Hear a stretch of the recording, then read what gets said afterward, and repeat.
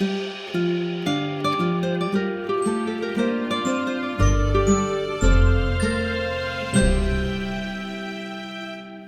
back to Adventures in Theater History.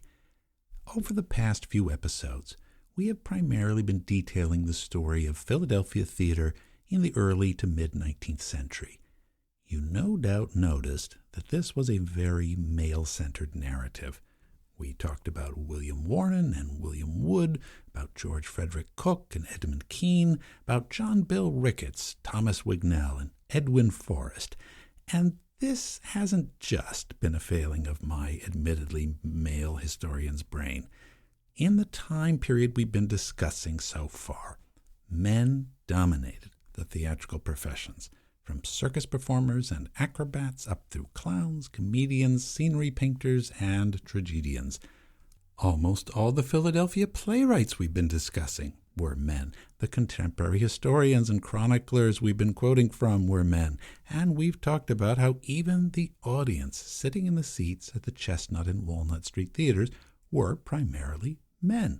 This was true in American and European theaters generally in that period, but it was even more true in New York and in Philadelphia than elsewhere. Theater, in fact, was not regarded as what we would now call a safe space for women at all, and female theater artists were morally and socially suspect, mostly quite unjustly. Over the next few episodes, I'm going to try to explore how that began to change in American theater as female actors, female stars, and eventually female managers and playwrights began to take a larger role and change the very nature of the art form. Today, we begin studying this exciting change with the story of Fanny Kemble, and then we will move on to other significant figures such as Louisa Lane Drew and Charlotte Cushman.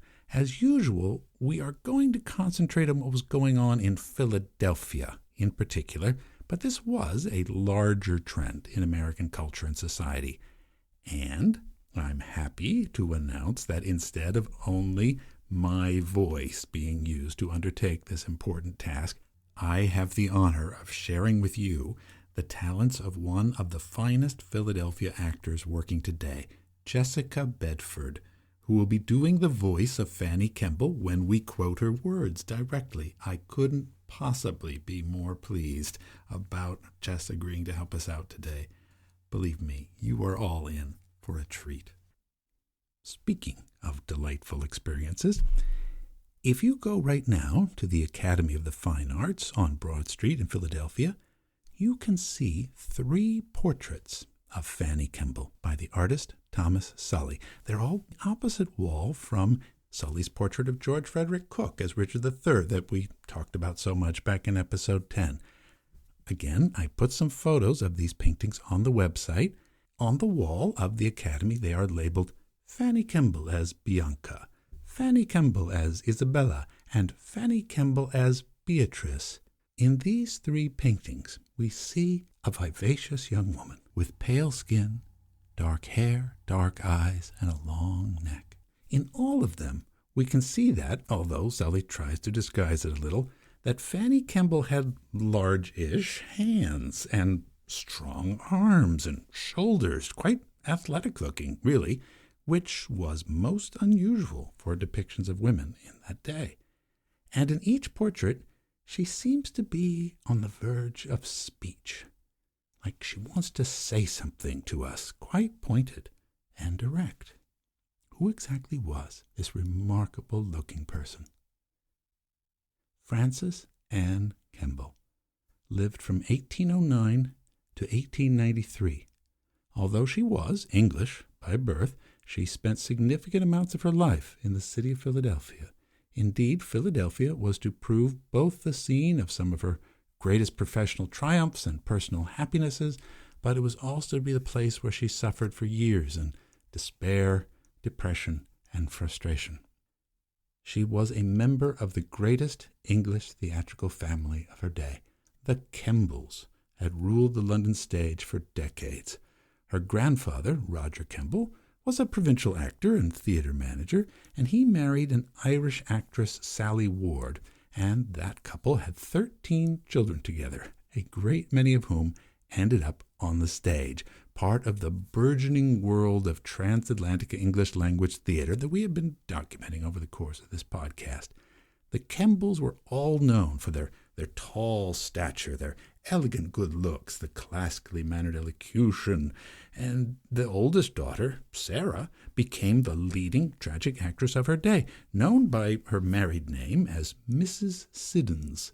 She portrayed all the great tragic roles of the stage over the course of her lifetime and was said to inspire Siddonsmania, a type of frantic hysteria in her fans who would faint and scream in the audience at her most thrilling speeches and moments.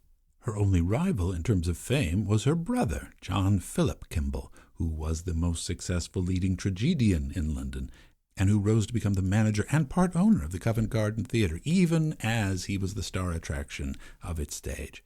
Another brother, Stephen Kemble, was an actor and managed the Theatre Royal in the city of Newcastle. Two other Kemble sisters, Anne and Elizabeth, spent time performing in the provinces and in America. Indeed, for many years, Elizabeth Kemble, under the name Mrs. Whitlock, was a distinguished member of Thomas Wignell's company at the New Theatre on Chestnut Street in Philadelphia in the 1790s and early 1800s. Charles Kemble was the youngest son of the family, and he was the last one to go on the stage, though also quite tall and handsome himself, with the famous aquiline Kemble nose. He had a admittedly rather weak voice. Charles, in fact, was known mostly as a highly capable second lead, the Laertes to his brother John's Hamlet, the Macduff to his Macbeth, Cassio to his Othello. Not really a leading man at all, at least during his 20s and 30s. Later he assumed leading roles, as we'll see. The actor William Charles Macready, who was a leading man, once described Charles Kemble rather snidely as a, quote, first-rate actor of second-rate parts. Ouch. But still, Charles Kemble was a Kemble, and he could always find work when he wanted it. In 1806, Charles Kemble married a vivacious French-Austrian actress and dancer named Marie-Thérèse de Camp, who was also very popular on the London stage in her day, and together they ran a happy household that was filled with visits from other famous actors, poets, and writers. They had 4 children together, and their daughter, Frances Anne, arrived in November of 1809. Her parents were often busy, touring the provinces and so forth, so, like many young children of the Regency era, young Fanny, as everyone called her, was sent away to school. First to a girls' school run by yet another Kemble sister in England, and then to another school, this one in Paris. Fanny proved to be a precocious and strong-willed child from the very beginning, and she showed a distinct inclination to physical activity and to mischief, too. On one occasion, the little English girl climbed out onto the Parisian school roof and skipped happily about on the tiles high above the city until an alarmed person passing by alerted the faculty. "Ah, it can only be that devil of a Kemble!" exclaimed her exasperated teacher. But at this school she learned flawless French herself. She learned how to dance, she learned how to sing and to sew, and how to devour endless novels and romantic poetry like that of Lord Byron. She also showed an inclination to write herself, and by the time she had returned to England from France at the age of 19 in the late 1820s, she had already published a play about King Francis I of France. Indeed, she was a budding and a passionate intellectual, much interested in English society and in politics, and unlike almost all the rest of her family, she never really imagined a future for herself on the stage at any point. A teenage bout with smallpox had left her complexion looking a little rough and pockmarked, and although she loved parties and dances as much as any young woman, she never saw herself as a great beauty. But her father had recently taken over the management and shares of Covent Garden from his brothers, just at that unfortunate moment when plays and theaters were beginning to become less popular and falling on hard times. His new position, in fact, was bankrupting him. Notices from creditors were pasted all over the theater's front door. Fanny, helpfully, considered becoming a governess to support her parents in the midst of this financial crisis. But instead, her mother suddenly asked her, had she ever thought she might have some talent for the stage? She gave it a try, and it turned out that Fanny's voice was strong enough to fill even the cavernous Covent Garden auditorium. So, after just a few weeks of rehearsal, suddenly Fanny found herself going on as Juliet in Romeo and Juliet in the most prestigious theater in London, supported, admittedly, by her father playing Mercutio and her mother as Lady Capulet. It turned out that Fanny Kemble had an innate and instinctive talent for the stage. Her strong and low voice and her dramatic personality carried all the way to the back row of many theaters. O Romeo, Romeo, wherefore art thou Romeo? Deny thy father and refuse thy name, or if thou wilt not, be but sworn my love, and I'll no longer be a Capulet. 'Tis but thy name that is my enemy. Thou art thyself, though not a Montague. What's Montague? It is nor hand, nor foot, nor arm, nor face, nor any other part belonging to a man. Oh, be some other name. What's in a name? That which we call a rose by any other name would smell as sweet. So Romeo would, were he not Romeo called. Retain that dear perfection which he owes without that title. Romeo, doff thy name, and for thy name, which is not part of thee, take all myself. The production of Romeo and Juliet was an immediate success, and Fanny suddenly found herself repeating the role of Juliet 31 times that season alone, and was soon branching out and learning many other leading parts as eager playwrights showered her with their works. She was soon earning £30 a week, performing to adoring London audiences, and was dancing at society balls and indulging her passion for horseback riding around Hyde Park on a regular basis. For 3 years, she was the toast of London every season and toured the provinces every summer, just as her Aunt Sarah Siddons and her uncle John Philip Kemble had done before her. Her portrait was painted by Sir Thomas Lawrence. She did roles far beyond her years, such as Queen Catherine in Henry VIII and Lady Macbeth. She even got her play, Francis I, staged, and it was well received. She had ideas for more plays, and she wanted to write. She began turning out poetry as well, but Covent Garden audiences mostly showed up in droves only on the nights Fanny was playing, it turned out. Her attraction alone couldn't subsidize the entire establishment, and the family fortunes were still maddeningly insecure. So, it was decided that what they really needed to do was what almost every other star of the English stage was doing at that time: make a tour of America and milk the theaters there for every dollar they could, and then return home with the proceeds.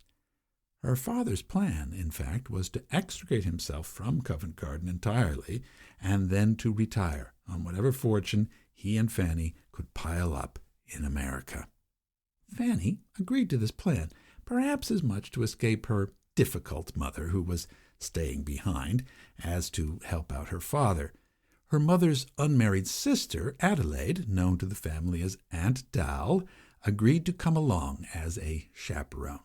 Furthermore, Fanny planned to keep and write a careful journal of her travels, a young Englishwoman's thoughts and observations about America, and that she could then publish that journal and add the proceeds to her own growing bank account. In the summer of 1832, Charles and Fanny and Aunt Dal landed in New York, and the Kembles brought their repertoire to the Park Theater in Lower Manhattan, just across from City Hall. Unfortunately, the actor who was named Mr. Keppel, that they engaged to do Romeo and other young romantic parts opposite Fanny, immediately proved to be entirely inadequate. He was clumsy, he kept forgetting his lines, and in desperation he would simply drop to his knees and wait for Fanny to cue him. So the hapless Keppel was let go, and instead Charles Kemble stepped in as the Romeo to his daughter's Juliet. Now, nowadays, we might find it a bit odd to watch a father playing the lover to his young daughter on the stage, but actually, in the 19th century, they kind of liked that sort of thing. It allowed people to listen to the poetry and feel the passion without any hint that there was actual sexual activity going on off the stage. A few years later, the actress Charlotte Cushman, as we shall see, would make a hit as Romeo, acting with her own sister playing Juliet, which people would like even better, it turned out. But the Kemble family, in our story today, managed to please the New York audiences quite satisfactorily, and no one was worried about whether the supporting cast was any good. The poet Walt Whitman, then working as a newspaperman in Brooklyn, came to see the Kembles perform every night and pronounced himself utterly ravished by Fanny's charms and talents. In her time off stage, Fanny scribbled furiously away at her journal project whenever she could, making a lot of snarky remarks about American food, American manners, and American fashions. She also noted that in the audience she played to in New York, there might be only 20 women in the dress circle out of the entire theater, and that the men thronging the pit always seemed to keep their hats on. Like many actresses, she also felt the pressure of the thousands of appraising and sometimes lascivious male gazes most keenly. When she was invited to New York dinner parties, she tended to avoid the flocks of young men gawping away at her, and she never stopped to flirt with them in idle chatter, and instead chose to talk directly with the older, married men about politics and art, which people thought was quite astounding at the time. And although she knew full well that she and her father were being quite well paid for their performances, she also knew that the local New York stock company actors were not. But in her estimation, of course, in quality, they were mere sticks, she declared. The whole situation, in fact, confirmed her low opinion of the entire profession of acting. It was an unseemly way of making money, it seemed to her, all this living out of hotels and trading on her youth and beauty for men she didn't even know. It was not like the literary life she longed for. Nonetheless, she had committed to at least 2 years playing in the best theaters in America for the sake of her dear papa. The next stop on their tour was Philadelphia. After what she described as a most uncomfortable journey over both land and water, Fanny Kemble and her father and Aunt Doll arrived in Philadelphia in mid-October 1832. They stayed at the Mansion House Hotel at Chestnut and 3rd Street, the most elegant and fashionable hotel in town at the time, but even it did not offer the amenity of indoor baths. Fanny, wanting to clean up after her journey, was driven instead to a local public bathhouse near Washington Square, and was astonished to find 2 bathtubs standing side by side in the room she was showed to. Americans didn't like to do anything alone, she tartly wrote in her journal. But she liked Philadelphia, she decided immediately. To her, it compared most favorably to New York. After rehearsal, I walked about the town. I like this town extremely. There is a look of comfort and cleanliness and withal of age about it which pleases me. It is quieter, too, than New York, and though not so gay, for that very reason is more to my fancy. The shops, too, have far better appearance. New York always gave me the idea of an irregular collection of temporary buildings, erected for some casual purpose, full of life, animation, and variety, but not meant to endure for any length of time. This place has a much more substantial, sober, and city-like appearance. But she was still worried about the Philadelphians' behavior as an audience. Would they even come? The Kembles were contracted to play a dozen or so shows from their repertoire at the Chestnut Street Theater, using the stock company there as their supporting players. They knew they were up against the competition of Philadelphia's own Edwin Forrest himself, who was at that moment playing his entire repertoire over at the new Arch Street Theater a few blocks away, with its proudly all-American company. Fanny had seen Forrest play in New York, and besides being impressed by the sheer size of him, she was also impressed by the enthusiastic noise of all his fans. Over at the Chestnut Street Theater, the older, genteel Philadelphia crowd had largely been deserting the theater entirely of late, but as it turned out, the magic of the Kemble name was enough to fill the theater's seats.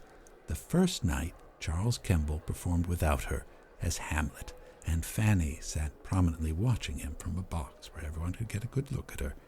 And that was enough to whet the fans' appetites for her Philadelphia debut a few nights later in Fazio, an 1815 tragedy by Henry Hart Millman. Fanny played Bianca, a young lady bent on revenge for her husband's supposed infidelity.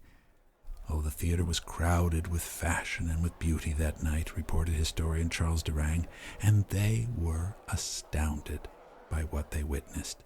Quote, "A breathless silence pervaded the entire audience. Miss Kemble came in as a lady would enter into her own parlor, with quiet elegance and polish to receive her guests. The manner was novel, for conventionalities of the stage were entirely absent.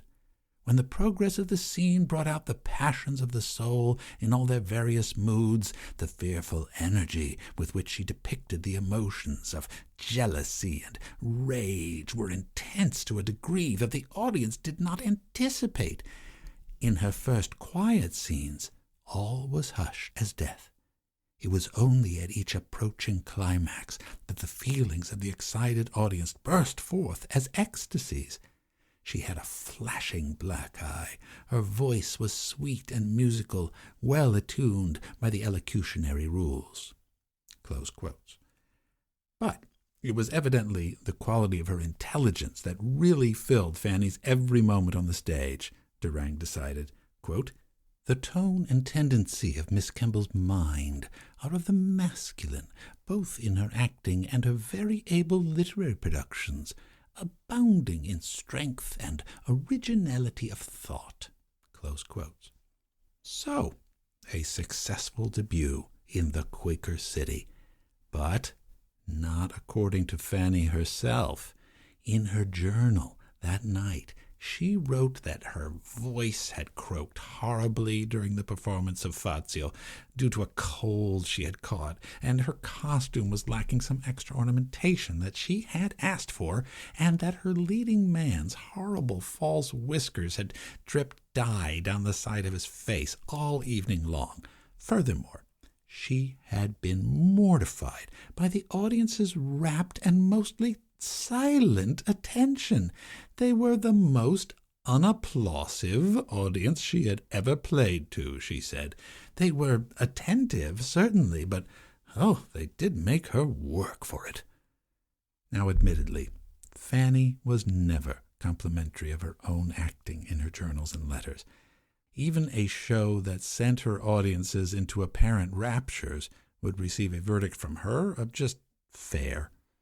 But she was very pleased when the next day she came down to tea at the hotel and found a handsome young man she had never met before sitting with her father, wanting to be introduced. The young man was quite genteel, allowed Fanny, a year younger than her, true, but well-spoken, and evidently very, very rich indeed. But best of all, he asked her to ride with him the next day. Fanny adored riding. She had been much annoyed by the bad quality of the horses in New York. The young man said he knew where the best mounts in Philadelphia could be found. The young man, as it turned out, was one Pierce Mies Butler, of the Philadelphia Butlers. He had been tipped off by a friend from New York that he really should go and see the divine Miss Kemble when she came to town. And like other American young men that year, when they first saw Fanny on stage, he was immediately smitten. The wealthy Pierce Butler at least did not have to pawn his coat or his watch, like other desperate young admirers were said to be doing, in order to afford theater tickets to see Fanny perform again. Instead, he hurried to the Chestnut Street box office, just 2 blocks from his own family's mansion, and bought tickets for the next night's performance of Romeo and Juliet. Charles Kemble, once again, was Romeo, And our old friend William Wood, the former manager of the theater, played Mercutio. Once again, the crowds nearly burst the limits of the Chestnut seating area, and despite the competition from Edwin Forrest over at the Arch once again, nobody really seemed to mind the odd spectacle of a father in his 50s playing a young man falling in love with a young woman played by his own daughter in her early 20s. The acting was just too exquisite to bother about such things. The critic of the journal The Dramatic Mirror allowed that, quote, Miss Kemble, in the estimation of the audience, more than justified the encomiums showered upon her in London and New York. She proved herself to be a tragedienne of extraordinary powers and genius, most richly endowed with gifts of nature which no art can supply. Close quotes. But to her own mind, once again, Fanny felt that the audience was unresponsive and that her performance was decidedly subpar. Oh, she upbraided herself in her journal. I acted like a wretch, of course. How could I do otherwise? Oh, Juliet, vision of the south, rose of the garden of the earth, was this the glorious hymn that Shakespeare hallowed to your praise? Was this the mingled strain of love's sweet going forth, and death's dark victory over which my heart and soul have been poured out in wonder and in ecstasy? What a mass of wretched mumming mimicry acting is! She could at least take consolation in one pleasant fact. Every day throughout her stay, a lovely bouquet of flowers was delivered to her room, with a card saying they were from a friend. For several weeks she thought they were from a shy Quaker, but eventually she learned that it was that nice Mr. Butler. He was also a reliable riding companion on the excursions up and down the Schuylkill River Valley, where they would canter up to the Laurel Hill estate together, loyal Aunt Dal coming along on her own horse as a discreet chaperone. Sometimes, though, on evenings when she was not playing, Fanny and her father would go on long nighttime walks together, over the bridges, crossing the Schuylkill into the rural sectors of West Philadelphia, coming back together and strolling down Market Street, where the barrels of wine and whiskey were piled up overnight outside the city's drinking establishments. They shared together the impish desire to poke a hole in every one and let the spirits flood the entire town. When they returned to work at the theater, the crowds kept coming to see them. Sheridan's School for Scandal, in which Fanny played Lady Teazle, Otway's Venice Preserved, in which she played the role of Belvidera, Shakespeare's Much Ado About Nothing, where she played Beatrice to Charles's Benedick, and The Stranger by Kotzebue, The Hunchback by Sheridan Knowles. Success after success. Philadelphia booksellers were peddling engraved prints of her in their stores, and Philadelphia's artists crowded the front rows of the pit every night, furiously sketching away as she acted on the stage, and then they rushed back to their studios to turn out finished paintings of her image, which were snapped up by the adoring public. Even before they left town, after a final performance of Romeo and Juliet, the Kembles had already negotiated a return engagement in just a couple months. Her only worry was what would poor young Mr. Butler do in his time now that she was gone. He never seemed to work much at his supposed law practice, but he was always available to be her faithful escort to local parties and receptions. An accomplished flute player, Mr. Butler had started sitting in with the theater's orchestra every night, gazing up at her with quiet devotion. It was all too touching. She was sorry to leave Philadelphia, Fanny thought, even if the audiences were far too reserved. There was an air of stability about the place, and in the highest praise she could ever say about any place, she allowed that it reminded her of England. During the Kembles' tour, down to Baltimore and Washington, D.C., however, there were some very upsetting scandals. A rumor was started by someone that Fanny had insulted America in some way or another. Now, throughout the 1830s and 40s, there were often little mini uproars over something some British writer or celebrity had said or written about the roughness or rudeness or lack of culture in American Republic, and these alleged statements of Fanny's were just more fuel to the fires of patriotic American outrage. Her performances in Washington were almost spoiled by it in her mind. She detected a distinct hostility in the crowds of politicians from the South who had the additional grudge that young Fanny had sometimes expressed some reservations about the institution of slavery. She was relieved to leave America's disputatious capital city and return once again to the pleasant mansion house in Philadelphia, where she once again treated herself to the local frozen delicacy known as water ice. Best of all, it seemed the Philadelphia audiences had really taken her side when they heard about what had happened down in Washington. After the Christmas Day performance the Kembles gave at the Chestnut of Macbeth, Fanny was startled by what she considered the odd custom of the audience standing and applauding her after the show was over until she came out to take a bow, which seems like an odd thing to complain about, but then, remember, the curtain call, which you may remember we first saw in Philadelphia back in 1820 in response to the performance of Edmund Kean, was still rather unusual and scorned by many in the theatrical world. And then, on December 30th, every entrance of hers was met with a veritable storm of applause. The play was The Merchant of Venice, my father's benefit. The house was crammed from floor to ceiling as full as it could hold. At the end, the people shouted and shrieked for us. Father went on and made them a speech, and I went on and made them a curtsy. And certainly they do deserve the civilest of speeches and the lowest of curtsies from us, for they have behaved most kindly and courteously to us. And for mine own good part, I love the whole city of Philadelphia from this time forth, for evermore.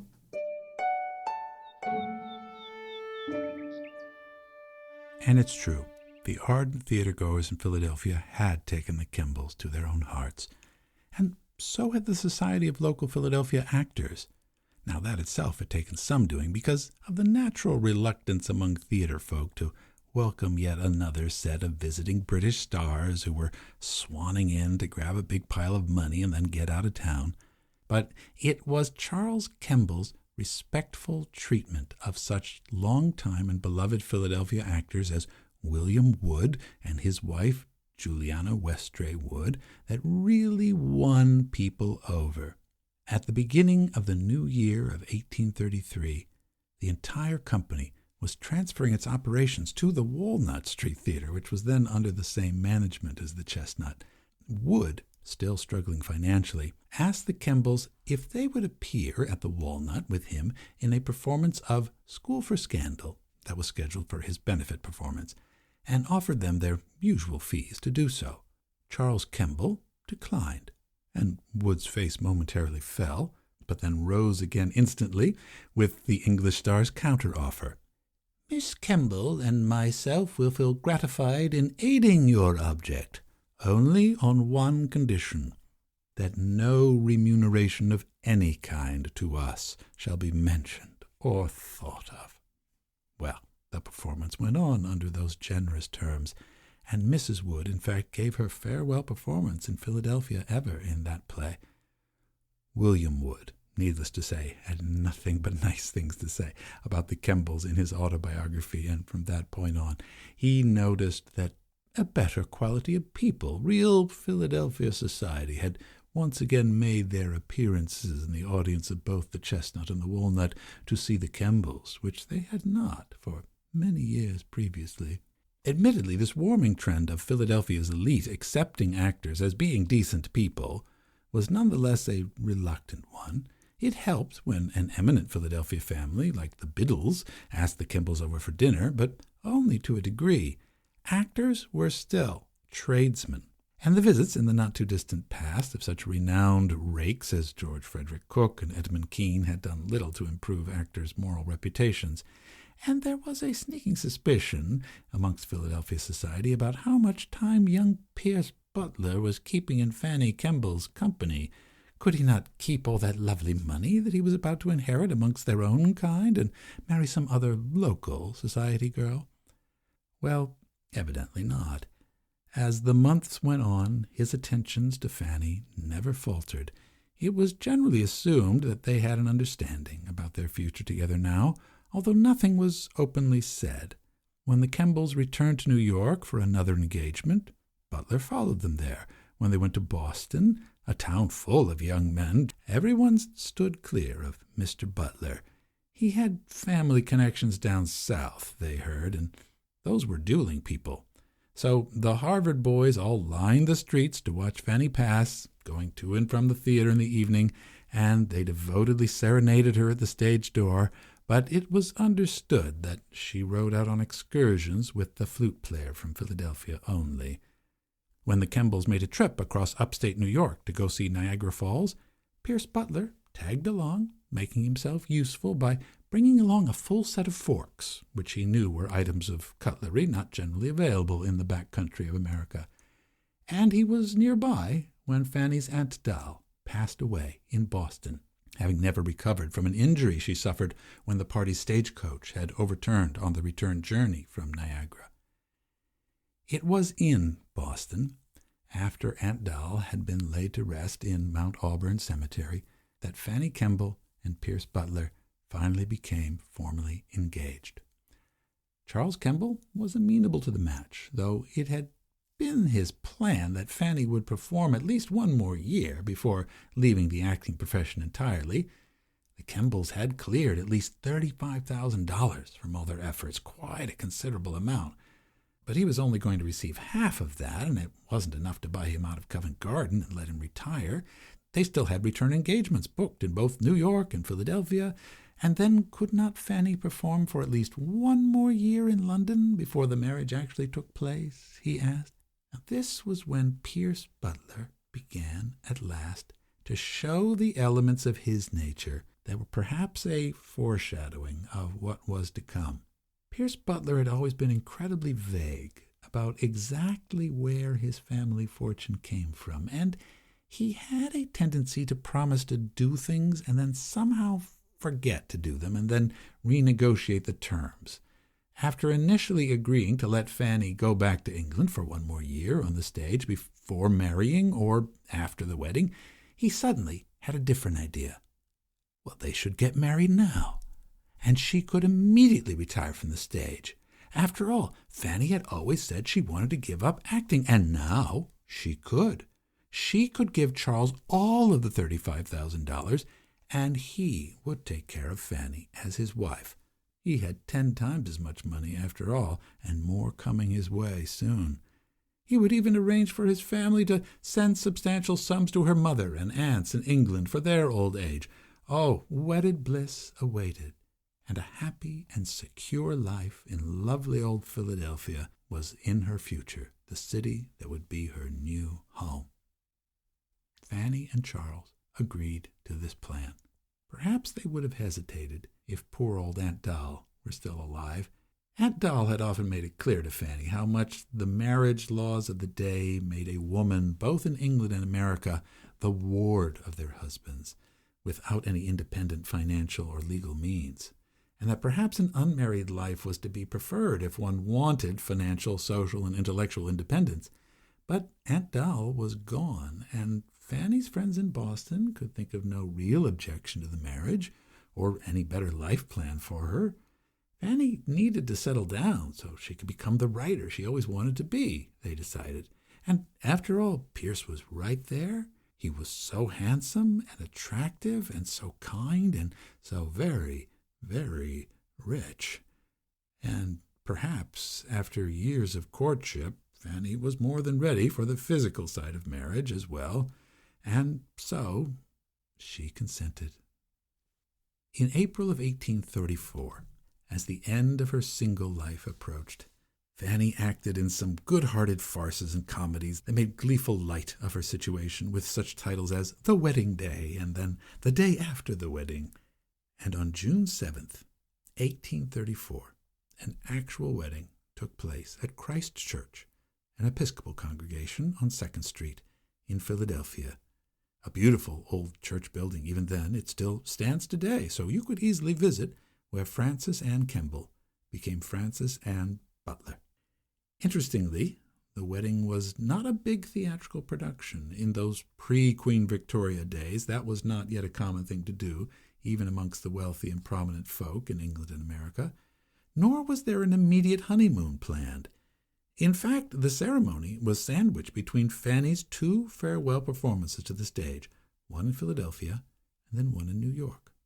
The role she was performing in these final shows was not Juliet or Beatrice or any light-hearted comedy, but a tragedy, The Hunchback, by James Sheridan Knowles. I don't think I've seen this noted anywhere in any of the many biographies that have been published about Fanny Kemble's life. But if you examine the text of The Hunchback, there isn't much celebration of marriage in it. In fact, the character of Julia, late in the play, has an ominous-sounding soliloquy. After she agrees to marry a man she does not truly love. A wedded bride? Is it a dream? Is it a phantasm? 'Tis too horrible for reality, for aught else too palpable. Oh, would it were a dream! How would I bless the sun that waked me from it! I perish, like some desperate mariner impatient of a strange and hostile land, who rashly hoists his sail and puts to sea, and being fast on the reefs and quicksands borne, essays in vain once more to make the land whence wind and current drive him. I'm wrecked by mine own act. What? No escape, no hope, none. I must e'en abide these hated nuptials. He comes. Thou didst play the lady, play it now. Fanny was about to learn what it really cost to play the lady, and at what price her financial security had been bought. After she had acted in her last play, and had seen her father off on the boat back to England, the realities of her new life suddenly became clear to her. But within a few months after her marriage, she was writing a frantic note to a trusted friend back in England with some awful news. The new Mrs. Fanny Butler was the wife of a slave owner. In fact, she was the wife of one of the largest slave owners in America. Pierce Butler had inherited large plantations in the Sea Islands of Georgia from his grandfather. How could she not have known? How could she never have asked? How could Pierce have never told her? But that was the truth. Oh, she would rather go back to the toilsome earning of her daily bread in the theater, she declared. It was a disreputable business, but at least the labor was honest, and not drawn from the blood and the tears of the enslaved. But now she looked around, and literally everything she saw, she realized, was soiled with slavery. She was literally being fed and clothed by human beings who owned nothing in this world at all, not even their own bodies. Pierce Butler owned them. That's where we will leave it for today. But don't worry, folks, there is more to come. Our next episode will follow the amazing story of Fanny Kemble in Philadelphia and how she helped to change the world she found herself in. And we'll take it all the way to the conclusion. Be sure to subscribe to the podcast if you're just joining in. You won't want to miss it. I'm Peter Schmitz, and the sound and the music are by Christopher Mark Colucci. The voice of Fanny Kemble was performed by Jessica Bedford. As always, there are additional images, blog posts, and bibliographies about this episode and all the others on our website, www.aithpodcast.com. Thanks for coming along on another adventure in theater history, Philadelphia.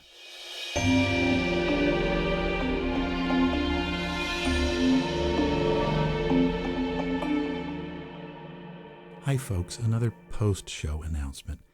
First of all, I'd like to thank Robert, who recently signed up to be an ongoing supporter of the show on Patreon. Bless you, Robert, not only for your contribution, but for lending us your experience and your erudition as well. If you would like to help support the show, like Robert has done, and keep the podcast going, go to Patreon and check out the extra blog posts and bonus episodes you can find there. And if you'd like to send along just one quick one-time donation, hey, we're also on buymeacoffee.com. The links are in the show notes. You can also follow us on our Facebook page and on our Twitter feed. We post almost every day. And there are going to be announcements about our upcoming Philadelphia Theater History Walking Tour in October. You don't want to miss that. Finally, You may have noticed it's been 3 weeks since our last episode, not our usual 2-week interval. This gives me a good opportunity to let you know that in the future, this podcast will be scheduled 2 episodes per calendar month, rather than having us try to crank them out every 2 weeks. The research, the writing, and the sound editing that goes into every episode might just otherwise wear us down, and we want to stay fresh. So we've decided to tweak things just a little bit. In the future, we might even shift to a once a month for these intensively researched episodes and begin to blend in some more shows that feature interviews with other historians or significant people from the history of theater in Philadelphia. We'll see about that. Just giving everybody a heads up. Okay, that's all I wanted to add. Take care of yourselves, everyone, and thank you for listening. Bye-bye.